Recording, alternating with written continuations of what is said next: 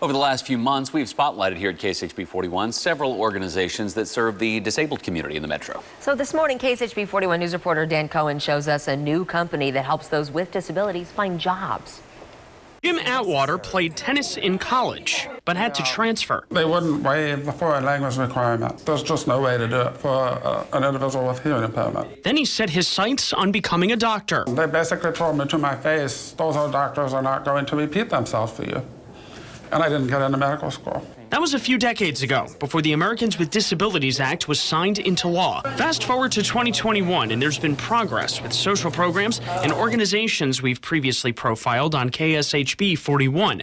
But there's still a narrow point of entry to long-term employment for the disability community. They know about them, but they can't see the value of them. What the businesses really need to understand is, in order to see this value, they have to start interacting with these populations. A population that, according to a recent Bureau of Labor Statistics survey, is underrepresented in the labor force. Enter In Return Strategies, a company led by Jim Atwater that works with and connects the private and social sectors. Working on personal assessments with each of our employees.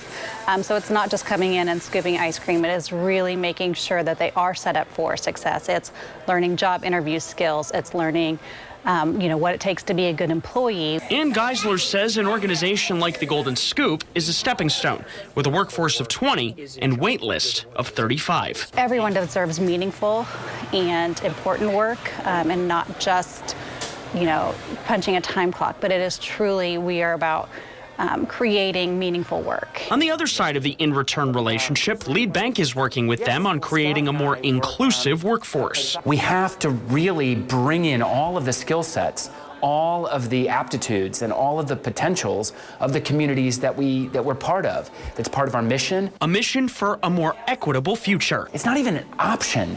It's a responsibility of a bank to look for ways to be deeply meaningfully inclusive at the employee level as well as at the customer level. Both private and social sector leaders say a long-term and deep structural and cultural adjustment is needed, but on the horizon, with In Return Strategies serving as a resource to achieve that goal. Every opportunity reaches every person, and every person can participate and contribute to those opportunities.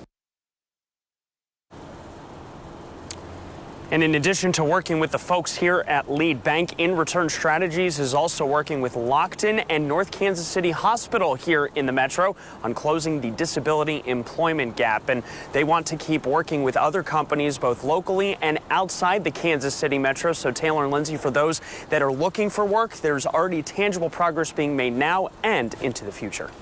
And Dan, we want to make sure our audience knows that it's In Return supports these social organizations like the Golden Scoop, even though they're the stepping stones to future jobs, right? Kind of explain that difference.